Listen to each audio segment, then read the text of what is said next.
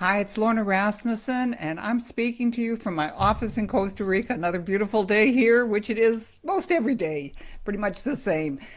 I want to talk with you over the next 2 weeks about two things which sound somewhat contradictory, and I think that there'll be interesting conversations to have as we go forward. The first one is security, the second one is freedom. And those two, as I say, they seem to be opposite sides of the same coin, but it's important to understand both of them to know what your risk tolerance is. What are some of the solutions to feeling secure and feeling like you have freedom? So those are the kinds of things we're going to investigate. I think we'll get some really interesting quotes out there with this conversation.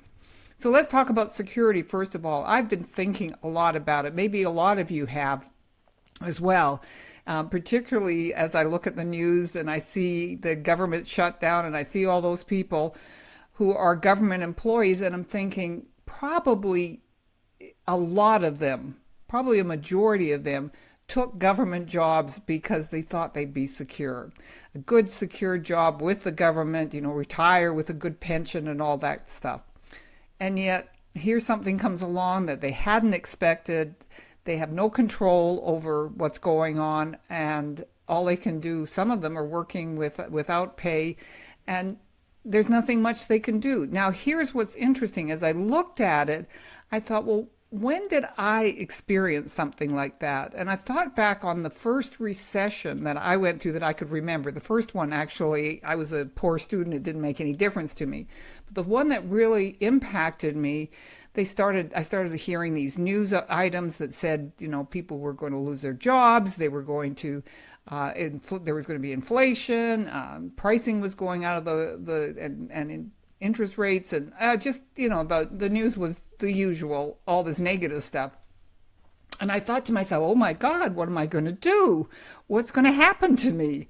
And then I stopped and went, I'm not affected by this. I'm not going to lose my job because I don't have a job. I have a business.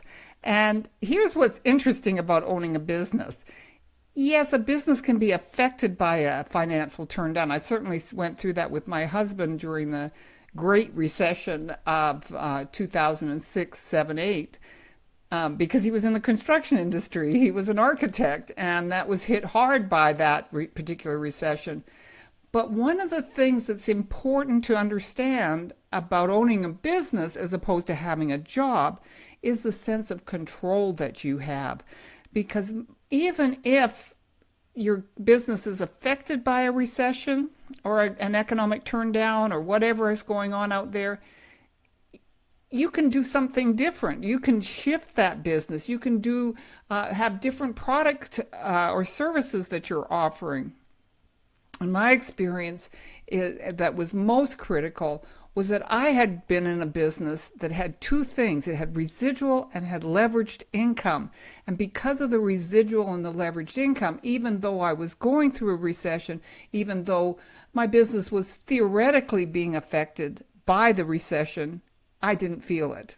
Financially, I didn't feel it. My money was exactly the same as it had been before the recession, after recession.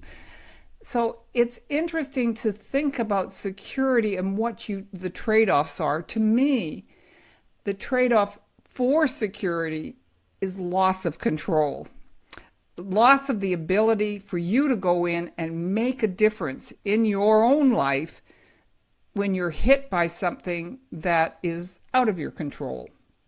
And that's why I'm a real advocate of people having businesses, even sideline businesses. Think about how that would have helped some of those people during the government shutdown if they'd had a sideline business, something that they could throw themselves into for weeks or months to help themselves. So having a business, and particularly having a business with residual and leveraged income, to me, that's security.